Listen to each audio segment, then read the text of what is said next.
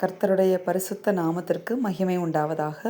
ஆண்டவராகிய இயேசு கிறிஸ்துவின் நாமத்தினாலே இந்த புதிய நாள் உங்களுக்கு ஒரு ஆசீர்வாதமான நாளாக இருப்பதாக. இந்த நாளுக்கான கர்த்தருடைய வார்த்தை ஏசாயா 43:12. நானே தேவன் என்பதற்கு நீங்கள் எனக்கு சாட்சிகள் என்று கர்த்தர் சொல்லுகிறார். அமேன். ஆண்டவர் நம்மளை பார்த்து சொல்லுகிறார், நம்ம தான் அவருக்கு சாட்சிகளாம். எப்படிப்பட்ட சாட்சிகள் அப்படின்னு பார்த்தீங்கன்னா, அவர்தான் தேவன், அவர்தான் தெய்வம், அவர்தான் அந்த உலகத்தில் ஒரே உண்மையான தெய்வம், அவர்தான் நமக்காக ஜீவனை கொடுத்தவர் அப்படிங்கிறதுக்கு நம்ம தான் அவருக்கு விட்னஸ், நம்ம தான் அவருக்கு சாட்சிகள் என்று ஆண்டவர் சொல்லுகிறார். அமேன். நாம் தேவன் நமக்கு செய்த அற்புதங்களையும் நம்முடைய வாழ்க்கையில் அவர் நடத்தி வந்த பாதைகளையும் நாம் சாட்சியாய் அறிவிக்கும் போதும் ஜனங்கள் ரட்சிக்கப்படுவார்கள். அது என்னது அப்படின்னு நீங்கள் பார்த்தீங்கன்னா, நீங்கள் தேவனை குறித்து கொடுக்குற சாட்சி. அது வித்தியாசம். அதாவது உங்கள் வாழ்க்கையில் தேவன் உங்களுக்கு என்ன செய்தார், எப்படி உங்களை ரட்சித்தார், எப்படி உங்களுக்கு அற்புதங்களை செய்தார், எப்படி நடத்தி வந்தார் அப்படிங்கிறத நீங்கள் ஜனங்களுக்கு அறிவிக்கும்போது அதை அவங்களும் விசுவாசித்து தேவனை ஏற்றுக்கொள்வதற்காக தேவன் மூலமாக உங்கள் மூலமாக தேவனை குறித்து கொடுக்கப்படுகிற சாட்சி. அப்போ நம்ம தேவனுக்காக சாட்சி சொல்லுவது ரொம்ப முக்கியம். தேவனை குறித்து சாட்சி சொல்வது ரொம்ப முக்கியம். அதே நேரத்தில் தேவனுக்காக நாம் சாட்சியாய் வாழ்வதும் ரொம்ப ரொம்ப முக்கியம். அப்போ சாட்சி சொல்லுவது வேற, நாம் சாட்சியாகவே தேவனுக்கு வாழுவது வேற. நம் சாட்சி சொல்லுவது கூட கொஞ்சம் எளிது. நம்ம வாழ்க்கையில் நடந்த காரியங்களை நம்ம சாட்சியாக சொல்ல போகிறோம், அது கொஞ்சம் ஈஸி.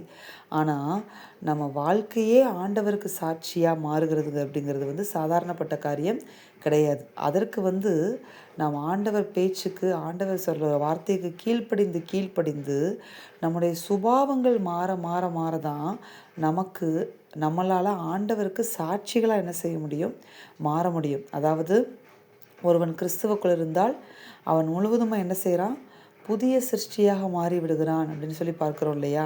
அப்போ நம்ம கிறிஸ்துவுக்குள்ள புது சிருஷ்டியாக மாறி நம்முடைய பழைய மனுஷனை முழுவதுமாக களைந்து போட்டு ஒரு வாழ்க்கை கிறிஸ்துவுக்காக நம்ம இந்த பூமியில் வாழும் பொழுது நாம் என்ன செய்கிறோம் அப்படின்னு பார்த்தீங்கன்னா, தேவனுக்காக சாட்சியாகவே நாம் வாழ ஆரம்பித்து விடுகிறோம். அதாவது நம்மை பார்க்கும்போதே நம்முடைய வாழ்க்கையே பிறருக்கு சாட்சியாக மாறும். நம்முடைய வாழ்க்கையே பிறருக்கு சாட்சியை அறிவிக்க வேண்டும். இவர்கள் தேவனுடைய பிள்ளைகள், இவர்கள் தேவனை சேவிக்கிறவர்கள், நம்மை பார்த்து தேவனுடைய அன்பை அவர்கள் உணர்ந்து கொள்ள வேண்டும். அப்படி ஒரு சாட்சியுள்ள வாழ்க்கை வாழ்வதற்கு தான் தேவன் நம்மை பூமியில் வைத்திருக்கிறார். அவருடைய பிரதிநிதிகளாக, அவருடைய ஸ்தானாதிபதிகளாக, அவருடைய பிள்ளைகளாக, அவருடைய மனவாட்டிகளாக நம்ம என்ன செய்து வைத்திருக்கிறார், தேவன் இந்த பூமியில் நிலைப்படுத்தி வைத்திருக்கிறார். நம்மளை பூமியில் வைத்திருக்கிறதுக்கு நோக்கம் அதுதான். அதனால தான் ஆண்டவர் சொல்லுகிறார், நீங்கள் எனக்கு சாட்சிகள், நான் தான் தேவனுங்கிறதுக்கு நீங்கள் தான் எனக்கு சாட்சிகள். உங்களை பார்த்து தான் உங்களை பார்க்குறவங்க இயேசுவை பார்க்க வேண்டும் என்று தேவன் விரும்புகிறார். அப்படிப்பட்ட ஒரு சாட்சியுள்ள வாழ்க்கை வாழ இன்றைக்கு நாம் அர்ப்பணிப்போம். தேவனுக்கு சாட்சி சொல்லுவதோடு நின்று விடாமல் தேவனுக்காக சாட்சியுள்ள வாழ்க்கை வாழவும் நம்முடைய வாழ்க்கையை முற்றுமுடிய நாம் அர்ப்பணிக்கும் போது நம்முடைய சுயங்களை கர்த்தர் நமக்குள்ளே என்ன செய்வார், எடுத்து போடுவார். நமக்குள்ளிருந்து எடுத்து போட்டு அவருக்காக ஒரு சாட்சியுள்ள வாழ்க்கை நாம் வாழ்வதற்கு நம்மை பலப்படுத்துவார், நம்மை மாற்றுவார், சுபாவங்களை மாற்றுவார், நமக்குள்ள அன்பை ஊற்றுவார். நம்ம ஒரு கிறிஸ்துவின் சாட்சிகளாக, கிறிஸ்துவை வெளிப்படுத்துகிற சாட்சிகளாக நம்மளை என்ன செய்வார், நம்முடைய வாழ்க்கையையும் நம்மையும் மாற்றுவார். கர்த்தர் உங்களை ஆசிர்வதிப்பார். நாம் செபிப்போமா. எங்கள் அன்பின் பரலோக பிதாவே, நீ கொடுத்த இந்த வார்த்தைகளுக்காக உமக்கு நன்றி. இந்த வார்த்தையின்படியே ஆண்டவரே, நாங்கள் உம்மை குறித்து சாட்சி கொடுக்கிற பிள்ளைகளாக மாத்திரம் வாழாமல் உமக்காக சாட்சிகளாகவே நாங்கள் வாழத்தக்கதாக நீர் எங்களை பலப்படுத்துவீராக, உருமாற்றுவீராக. நீர் எங்களை மாற்ற எங்களை அர்ப்பணிக்கிறோம் ஆண்டவரே. நீர் எங்களை முடிய எங்களை உருமாற்றி உம்முடைய சாட்சிகளாக இந்த பூமியில் எங்களை நிலைநிறுத்துவீராக.